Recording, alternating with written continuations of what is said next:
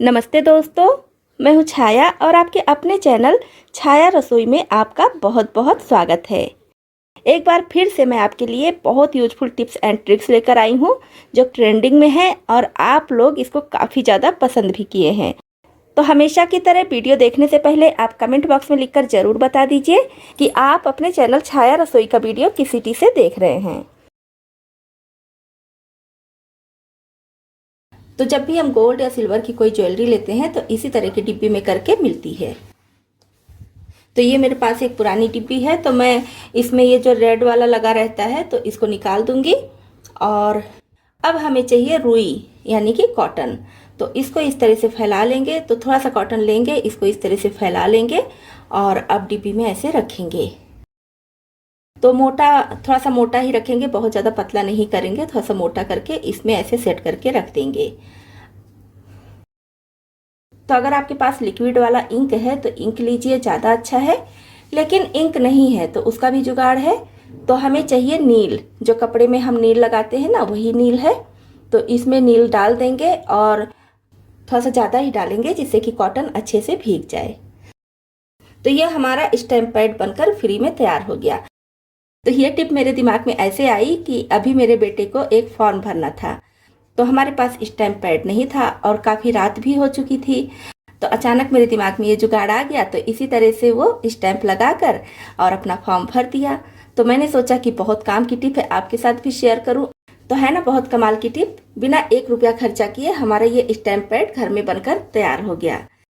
तो जब भी आपको फिंगरप्रिंट लेना हो, फिंगरप्रिंट की ज़रूरत सभी को पड़ती है और ख़ासकर जो बच्चे फॉर्म भरते हैं उनको तो बहुत ही पड़ती है। तो कुछ दिन रखने के बाद ये सूख जाता है, तो आपको फिर जब यूज करना हो तो इसमें थोड़ा सा नील डाल दीजिए और फिर से ये सही हो जाएगा। फिर से आप इसका यूज कर सकते हैं।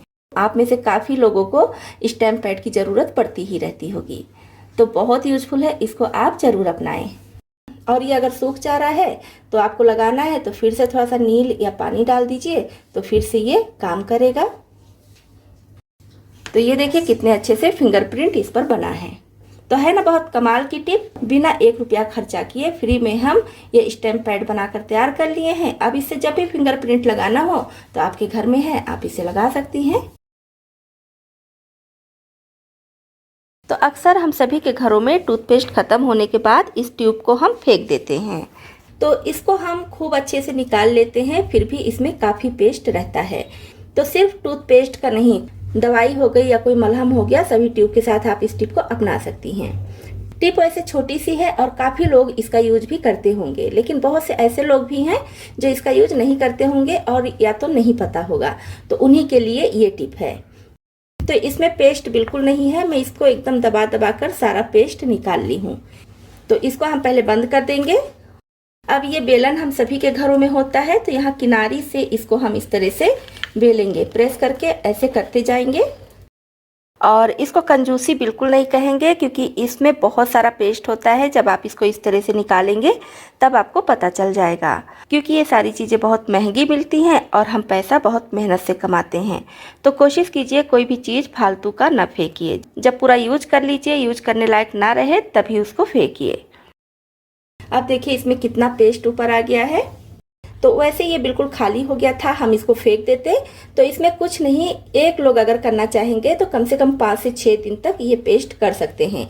इतना ज़्यादा पेस्ट इकट्ठा हो जाता है। तो इस तरह से छोटी छोटी बचत करके हम सामान भी बचा सकते हैं और साथ ही साथ अपना पैसा भी बचा सकते हैं। टिप छोटी सी है लेकिन बहुत यूजफुल है। तो हमारी नेक्स्ट टिप है कैसरोल में रोटियों को रखने को लेकर। मैं पहले भी कैसरोल में रोटी रखने का वीडियो आपके साथ शेयर की हूँ, जिसको आप लोगों ने काफ़ी पसंद किया है और कुछ लोग अपना सुझाव भी दिए हैं। तो उन्हीं सुझाव को ध्यान में रखते हुए आज मैं फिर से उसी से मिलती जुलती हुई टिप आपके साथ शेयर कर रही हूँ। उम्मीद कर रही हूँ पिछली बार की तरह ये टिप भी आपको बहुत पसंद आएगी। तो इसके लिए लेंगे कैसरोल और इसमें रोटियां रखने से पहले क्या करेंगे, इस तरह से नैपकिन रख देंगे। बहुत ज़्यादा नैपकिन रखने की ज़रूरत नहीं है, बस 1 पीस रख दीजिए। और बड़े साइज़ का नैपकिन है तो आप उसको फाड़ कर आधा भी रख सकती हैं। अब इसमें आप कपड़े में रोटी इस तरह से लपेट कर रखिए। तो इस तरह से कैसरोल को बंद करके रख दीजिए। रोटियां गर्म भी रहेंगी, मुलायम भी रहेंगी और गीली भी नहीं होंगी। नेक्स्ट टिप है हमारी रिमोट को लेकर। एसी का रिमोट, टीवी का रिमोट या फिर कूलर का रिमोट हम सभी के घरों में होता ही है। तो मार्केट में रिमोट गार्ड मिलता है, लेकिन काफ़ी महंगा मिलता है और बस कुछ दिन ही चलता है वो, फिर फटने लगता है। और बिना रिमोट गार्ड के हम इसको रखते हैं तो काफ़ी गंदा हो जाता है, देखने में अच्छा नहीं लगता। तो इसी के लिए बहुत अच्छी टिप लाई हूँ, जिससे आपका रिमोट गार्ड का पैसा भी बचेगा और आपका रिमोट भी खराब नहीं होगा। तो इसके लिए हमें चाहिए फ्रेश रैप, जिसमें हम खाने वाली चीज़ों को ज़्यादातर रैप करते हैं, वही फ्रेश रैप है। तो ये हमें चाहिए। इसको अच्छे से हम इसके ऊपर इस तरह से रैप करेंगे, एकदम बराबर करते हुए। मुड़ा नहीं रहना चाहिए, इस तरह से करेंगे। रैप करने के बाद ये जो मुड़ा वाला है इसको हम हटा देंगे। तो इसको अच्छे से इस तरह से हम रैप कर देंगे। 2 बार 3 बार आप जितनी बार चाहें रैप कर दीजिए। अब कट कर लेंगे। अब यहाँ से इसको हम कट कर लेंगे, बहुत ज़्यादा बड़ा नहीं चाहिए। इसको अच्छे से, मतलब अपने हिसाब से आप इसको बढ़िया से कर दीजिएगा, जिससे कि ये खुले नहीं और टेढ़ा मेढ़ा भी ना रहे, मुड़ा चिमुड़ा भी ना रहे। ये देखिए इस तरह से कर देंगे और इधर का भी इसी तरह से कर लेंगे। अब इसको खूब अच्छे से ऐसे करते हुए बराबर कर लेंगे, चिपका देंगे। क्योंकि फ्रेश रैप है तो ये बहुत अच्छे से चिपक जाता है। जब तक इसको पकड़कर कोई खींचेगा नहीं तब तक निकलेगा नहीं। ये और अच्छे से सेट हो जाए, निकालने से भी ना निकले। अब हमें चाहिए हेयर ड्रायर। तो हेयर ड्रायर इसके ऊपर हल्का सा चला देंगे इस तरह से करके। नहीं भी चलाएंगे तो भी कोई दिक्कत नहीं, ये निकलने वाला नहीं है, लेकिन फिर भी थोड़ा सा सेफ्टी के लिए इसको मैं चला दे रही हूँ, तो अच्छे से चिपक जाएगा। तो ये देखिए बहुत अच्छे से ये चिपक चुका है। अब हमें रिमोट गार्ड की भी जरूरत नहीं है। तो है ना बहुत कमाल की टिप। इस तरह से हमारा रिमोट एकदम सेफ रहेगा, गंदा नहीं होगा और ना ही किसी तरह का स्क्रैच पड़ेगा। तो हमारी नेक्स्ट टिप है चॉपर को लेकर। इस तरह का चॉपर हम सभी के घरों में होता ही है, साइज अलग अलग हो सकता है। तो जब ज़्यादा दिन हो जाता है इसको यूज करते करते तो ये फंसने लगता है। ये देखिए, तो इसमें सब्जियां या फिर कुछ भी चॉप कीजिए तो बहुत आसानी से चॉप नहीं होता है, ये फंसता है और हमें डर भी लगता है कि इसकी रस्सी टूट ना जाए। तो इसके लिए लीजिए थोड़ा सा वैसलीन, कोई भी वैसलीन ले लीजिए और इसके धागे पर इस तरह से करते हुए जहाँ तक ये धागा निकले तो आराम से इसको खींचेगा, एक झटके में नहीं खींचेगा। तो जहाँ तक ये धागा निकले वहाँ तक इसमें अच्छे से वैसलीन ऐसे लगा दीजिए इस तरह से करके। अब आप इसको खींचेंगी तो बहुत आसानी से इसकी रस्सी खींचेगी, बहुत अच्छे से सारी चीज़ें चॉप होंगी। अब ये रस्सी बिल्कुल फ्री हो चुकी है।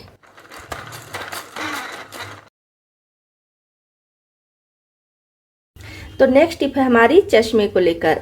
आजकल चश्मा हर एज के लोग लगाते हैं, लेडीज, जेंट्स, बच्चे भी लगाने लगे हैं।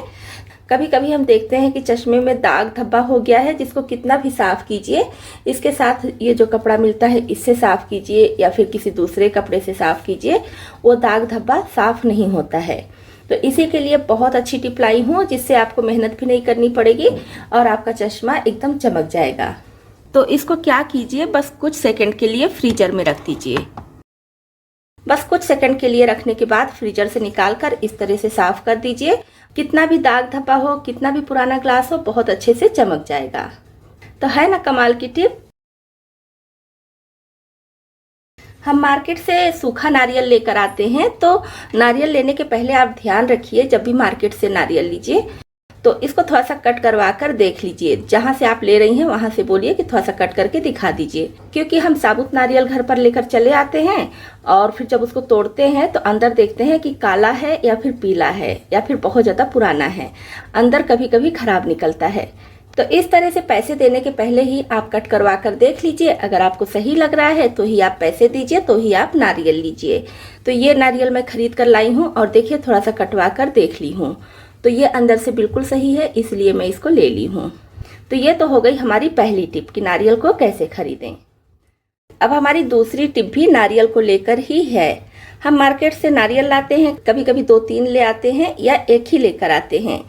तो तो इसका जितना यूज करना है यूज कर लेते हैं, बाकी का उठा कर रख देते हैं। जब ज़्यादा दिनों के लिए हम इसको रख देते हैं तो अंदर पीला पीला हो जाता है या फिर काला हो जाता है या फिर नारियल सूखने लगता है, खराब होने लगता है। तो जब भी आप मार्केट से नारियल लाइए तो जितना यूज करना है यूज कर लीजिए, और जो बच जाए उसको रखने का तरीका मैं आपको बता रही हूँ। जैसे ये साबुत नारियल है तो इसके अंदर डाल दीजिए थोड़ा सा चीनी, बहुत ज़्यादा नहीं, बस 2 टेबल स्पून के करीब हम इसमें चीनी डाल देंगे। और इसको ऐसे लगाकर अब आपको जहाँ भी रखना हो, डिब्बे में या कहीं भी, इसको रख दीजिए। तो आप साल भर भी इस नारियल को रखे रहेंगी तो खराब नहीं होगा। और ये ढकने की ज़रूरत नहीं है, क्योंकि मेरे पास ये टुकड़ा है तो इसलिए मैं ढक कर बता रही हूँ। वैसे नहीं है तो ऐसे भी जहाँ भी आपको जिस भी डिब्बे में रखना है रख दीजिए, ये पूरे साल भर तक खराब नहीं होगा। तो इसी नारियल को मैं कट कर ली हूँ। आपके पास अगर साबुत नारियल नहीं है, छोटे टुकड़े हैं, आप मार्केट से चीनी लाती हैं तो किसी बड़े डिब्बे में स्टोर करके रखती ही होंगी, उसी में से निकाल कर यूज करती होंगी। तो जो बड़ा डिब्बा है उसी में ये नारियल डाल दीजिए और ऊपर से थोड़ा सा चीनी इस तरह से कर दीजिए। तो भी आप इस नारियल को स्टोर करके साल भर रख सकती हैं, बिल्कुल भी खराब नहीं होगा। तो है ना कमाल की टिप आपको पसंद आ रही हो तो वीडियो को लाइक जरूर कीजिएगा। अब चलिए नेक्स्ट टिप देख लेते हैं। तो इसके लिए गैस पर पहले चाय का एक बर्तन चढ़ा दी हूँ और गैस अभी ऑन नहीं की हूँ। तो अब इसमें डालेंगे 1 कप पानी। तो मैं यहाँ पर 2 कप चाय का मेजरमेंट आपको बता रही हूँ, आप इसी के हिसाब से ज़्यादा या कम बना लीजिएगा। तुलसी की पत्ती की चाय आप कई बार पिए होंगे, लेकिन ये वाली चाय शायद ही पहले कभी पिए हो। पीना तो छोड़ दीजिए, शायद ही पहले कभी सोचे हो। इतनी ज़्यादा टेस्टी लगती है, आपको इतनी ज़्यादा फ्रेशनेस देगी कि बस आप एक बार बनाएंगे और 1 घूंट पिएंगे तो आपको स्वाद खुद ही पता चल जाएगा, मुझे बताने की ज़रूरत ही नहीं है। तो अब मैं गैस ऑन कर दी हूँ। अब सबसे पहले इसमें डाल देंगे चाय की पत्ती। तो मैं यहाँ पर 1.5 टेबल स्पून चाय की पत्ती ले रही हूँ। जैसे कुछ लोगों को थोड़ा स्ट्रांग चाय पसंद होती है और कुछ लोगों को लाइट, तो आप अपने हिसाब से चाय की पत्ती ऐड कर लीजिएगा। और इसके लिए कोई खास चाय की पत्ती की जरूरत नहीं है, जो आप घर में यूज करते हैं वही ले लीजिएगा। और बीच बीच में इस तरह से 1-2 बार हिला भी देंगे, जिससे चाय की पत्ती पानी में अच्छे से डिप रहे। तो चाय में जब अच्छे से उबाल आने लगे तब हम इसमें डाल देंगे वो खास चीज है पुदीने की पत्ती। तो आप तुलसी की पत्ती डालकर तो चाय कई बार पिए होंगे, लेकिन एक बार मेरे कहने से पुदीने की पत्ती की चाय भी पी कर देखिए। 1 कप पानी के लिए मैं 4 पुदीने की पत्ती ऐड की हूँ। अब फ्लेम कर देंगे मीडियम, और मीडियम फ्लेम पर जो पानी हम इसमें डाले हैं, जब तक वो पानी आधा नहीं हो जाता है, मतलब कि 1 कप पानी डाले हैं तो जब तक आधा कप पानी नहीं बचता है तब तक इसको उबलने देंगे। तो चाय हमारी लगभग उबल चुकी है, बस थोड़ी देर इसको और उबालना है। तो इसी समय हम इसमें डाल देंगे चीनी। तो मैं यहाँ पर 1.5 टेबल स्पून चीनी डाल रही हूँ। आप अपने स्वाद के अनुसार ऐड कर लीजिएगा, क्योंकि कुछ लोग चाय ज़्यादा मीठी पसंद करते हैं और कुछ लोग कम, तो आप उसी के हिसाब से ले लीजिएगा। तो बस अब देखिए पानी उबल चुका है, लगभग आधा कप पानी बचा हुआ है। अब इसमें डाल देंगे 1.25 कप दूध। तो जिस कप से पानी लेंगे सारा मेजरमेंट उसी कप से करेंगे। तो ये पूरा 1.25 कप दूध मैं इसमें डाल दी हूँ। अब एक कलछी लेंगे और इसको इस तरह से चलाते हुए मीडियम हाई फ्लेम पर 2 से 3 मिनट तक बढ़िया से पका लेंगे। चाय जितनी बढ़िया पकेगी इसका स्वाद उतना ही बढ़िया आएगा। और इसमें अदरक, हरी इलायची, चाय मसाला या किसी भी तरह का फ्लेवर ऐड करने की जरूरत नहीं है। बस सिर्फ पुदीने का ही फ्लेवर इस चाय में इतना बढ़िया आता है ना कि आपको कुछ भी ऐड करने की जरूरत नहीं पड़ेगी। तो देखिए लगभग 2 मिनट हो चुका है चाय को उबलते हुए। अभी हम 1 मिनट के लिए और उबाल लेंगे और फ्लेम को मीडियम और लो पर करते रहेंगे, जिससे चाय बाहर की तरफ ना गिरे। और कलर देखिए बहुत बढ़िया आया है, बिल्कुल ढाबे वाला कलर इस पर आया है। तो बस चाय हमारी बहुत अच्छे से खौल चुकी है, उबल चुकी है और चाय का कलर देखिए बहुत बढ़िया आया है। अब फ्लेम बंद करके गर्मा गर्म ही इसको छान लेंगे। चाय की खुशबू इतनी बढ़िया आ रही है कि पूरा घर महक रहा है। और इस चाय को अगर आप एक बार बना लेंगे ना, तो जब भी आपको चाय पीने का मन करेगा तो बस इसी तरह से बनाएंगे। तो बस हमारी ये गर्मा गर्म पुदीने वाली चाय बनकर तैयार है।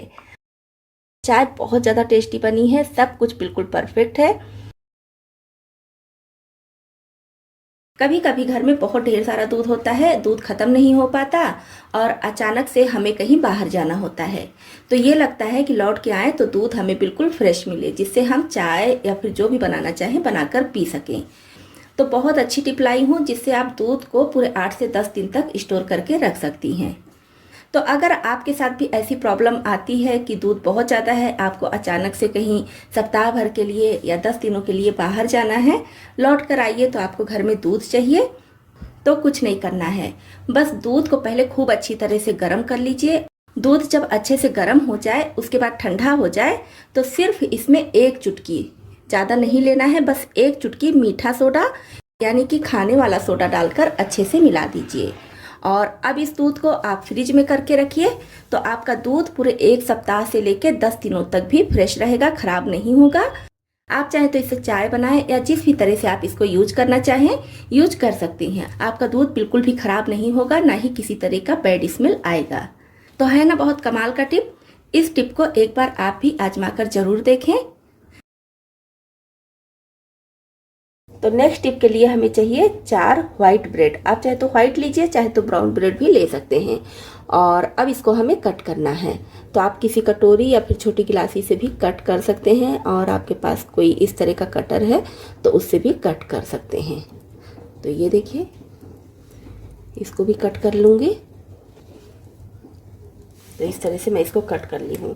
अब जो इसकी एक किनारी है, इसको इस तरह से तोड़ लेंगे, और इसका कोई भी भाग हमें फेंकना नहीं है, सब कुछ यूज करेंगे हम। तो 2 ब्रेड की किनारी को मैं तोड़ ले रही हूँ और इसको एक कटोरी में रखेंगे। और अब इसमें डाल देंगे थोड़ा सा दूध। बहुत ज़्यादा दूध का यूज नहीं करेंगे क्योंकि इसका हमें पेस्ट बनाना है। तो बस थोड़ा सा दूध डाल रही हूँ।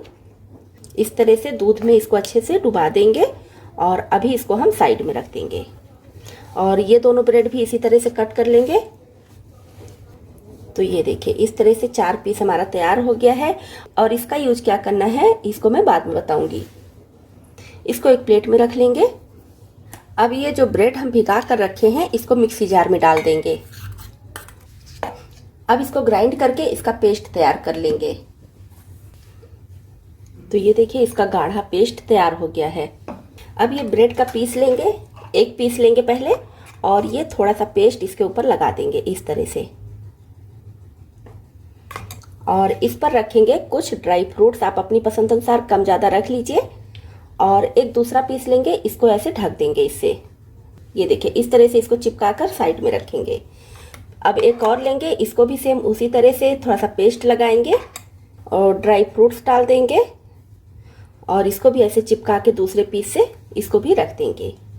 अब ये जो पेस्ट हमारा बचा हुआ है इसमें डाल देंगे 2 से 3 टेबल स्पून मिल्क पाउडर। थोड़ा सा दूध और डाल देंगे, और साथ में डाल देंगे 3 टेबल स्पून चीनी। तो चीनी की मात्रा आप अपनी पसंद अनुसार कम या ज़्यादा कर सकते हैं। अब डाल देंगे थोड़ा सा इलायची पाउडर, और अब 1 चुटकी हल्दी पाउडर डाल देंगे। आप चाहें तो हल्दी पाउडर के बजाय फूड कलर भी ऐड कर सकते हैं। अब इसको फिर से कुछ सेकंड के लिए ग्राइंड कर लेंगे। तो इसको मैंने कुछ सेकंड के लिए ग्राइंड कर लिया है, और देखिए गाढ़ा दूध तैयार हो गया है। तो ये हमें बहुत ज़्यादा पतला नहीं चाहिए, थोड़ा गाढ़ा ही चाहिए। अब मैं आगे बता रही हूँ कि इसका करना क्या है। अब कोई सर्विंग प्लेट लीजिए, और ये ब्रेड का जो हम बना कर रखे हैं इस पर रखेंगे। तो मैं यहाँ पर बना रही हूँ रसमलाई। ना तो गैस चलाने की ज़रूरत है और ना बहुत ज़्यादा चीज़ों की। आपने देखा ही, बहुत कम चीज़ों में ये रसमलाई बनकर तैयार हो जाएगी।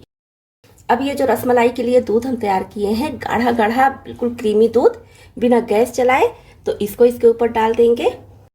अब इसके ऊपर डाल देंगे कुछ केसर के धागे। ऑप्शनल है, चाहे तो डालें चाहे तो स्किप कर दीजिए, बट ये रसमलाई देखने में अच्छी लगे इसलिए मैं थोड़ा सा डाल दे रही हूँ। और डाल देंगे थोड़े से बारीक कटे हुए ड्राई फ्रूट्स। तो ये भी ऑप्शनल है। अगर आप कुछ भी नहीं डालते हैं, सिर्फ ब्रेड और ये जो दूध हम तैयार किए हैं उसी से सिर्फ आप ये रसमलाई बनाएंगे तो भी स्वाद बहुत गजब का आता है। तो ये हमारी बन गई फटाफट रसमलाई। इसको आप चाहे तो खुद खाएं, चाहे तो मेहमानों को खिलाएं, कोई भी नहीं जान पाएगा कि बिना गैस चलाए ये रसमलाई हम बनाकर तैयार किए हैं। तो अगर आप ये रसमलाई बनाकर अपनी फैमिली में सभी को खिला देंगी तो यकीन मानिए इतनी ज़्यादा तारीफ मिलेगी कि आप फूले नहीं समाएंगी। और सिर्फ इसको बनाने वाला ही जान पाएगा कि किसी भी तरह की मेहनत नहीं है, ना ही कोई खास सामान है, लेकिन स्वाद बहुत गजब का आएगा। तो इस रेसिपी को आप ट्राई कीजिए, आपको भी बहुत पसंद आएगी। अब ये जो ब्रेड का टुकड़ा बचा हुआ था इसको क्या करेंगे, छोटे टुकड़ों में से तोड़ लेंगे। और आप इसके बजाय थोड़ा सा पुराना ब्रेड जो सूख जाता है ना उसको भी ले सकते हैं, या बिल्कुल ताज़ा ब्रेड ले सकते हैं। तो साइड का जो ब्रेड होता है उसको खाना कोई पसंद नहीं करता है, उसको भी ले सकते हैं। तो इसको हम इस तरह से तोड़ लेंगे। अब इसको मिक्सी जार में डालकर हल्का सा ग्राइंड कर लेंगे। तो इस तरह से इसको हम ग्राइंड कर लेंगे। ये देखिए। अब गैस पर पैन चढ़ाकर ये क्रम्स इसमें डाल देंगे और मीडियम फ्लेम पर चलाते हुए कुरकुरा कर लेंगे। ज़्यादा समय नहीं लगता है, 2 से 3 मिनट में ही ये कुरकुरा हो जाता है।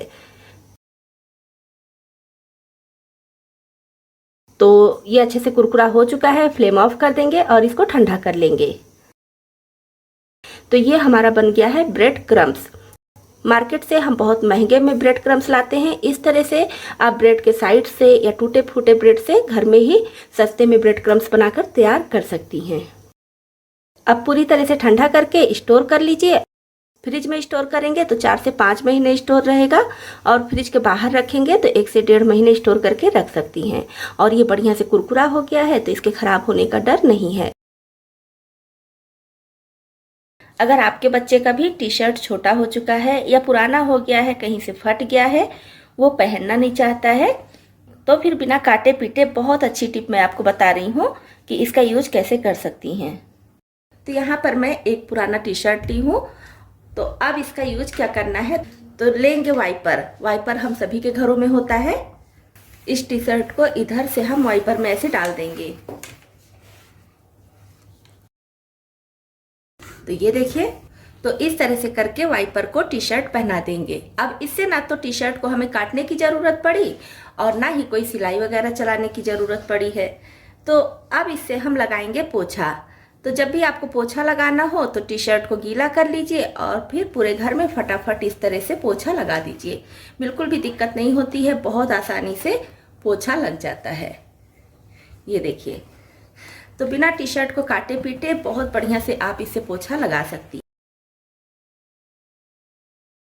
नेक्स्ट टिप है हमारी पिलो कवर को लेकर। अगर आपके घर में भी पिलो कवर फट चुका है या बेकार पड़ा है तो उसका बहुत अच्छा यूज कर सकती हैं। तो यहाँ पर मैं एक पुराना पिलो कवर ली हूँ। इसमें डाल देंगे सीख वाली झाड़ू।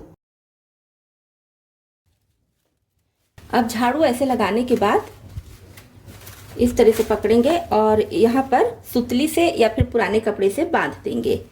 तो मेरे पास ये सुतली है, इससे इसको बांध देंगे। बहुत ज़्यादा टाइट बांधने की ज़रूरत नहीं है, इस तरह से बस 2 नॉट लगा दीजिए। तो ये वही झाड़ू है जिस पर मैं ये प्लास्टिक के बॉटल को चिपकाई थी। इसका वीडियो आप देखना चाहें तो देख सकती हैं। अब इसका यूज क्या करना है, तो आप इससे आपके घर में जितने भी पेंटिंग लगे हैं ऊपर हैं, आप वहाँ पर नहीं पहुँच पा रही हैं तो इससे साफ कर सकती हैं। या फिर दीवार भी कभी कभी देखे जाले चिपक जाते हैं। जाला झाड़ने वाले से तो हम साफ करते हैं तो उससे सिर्फ जाला निकलता है, लेकिन धूल मिट्टी जो दीवार पर चिपकी होती है वो नहीं निकलती। तो इस तरह से दीवार को साफ करके आप धूल मिट्टी भी हटा सकती हैं। या अलमीरा के ऊपर देखे काफ़ी गंदगी हो जाती है तो वहाँ पर भी इसे साफ कर सकती हैं। ऐसी जगह पर आप इसे सफाई कर सकती हैं जहाँ पर कपड़े से सफाई करना है और हम वहाँ पर नहीं पहुँच सकते हैं। तो इस तरह से आप झाड़ू को पुराना पिलो कवर पहना दीजिए और पूरे घर को साफ सुथरा कर लीजिए। तो दोस्तों, आपको इसमें से कौन सी टिप ज़्यादा पसंद आई और कौन सी पहले से पता थी, कमेंट बॉक्स में लिखकर ज़रूर बताइए। तो इतने यूजफुल टिप्स एंड ट्रिक्स के लिए एक लाइक और शेयर तो बनता ही है। चैनल पर पहली बार आए हैं और हमारे YouTube परिवार में शामिल होना चाहते हैं तो इस चैनल को सब्सक्राइब भी कर लें।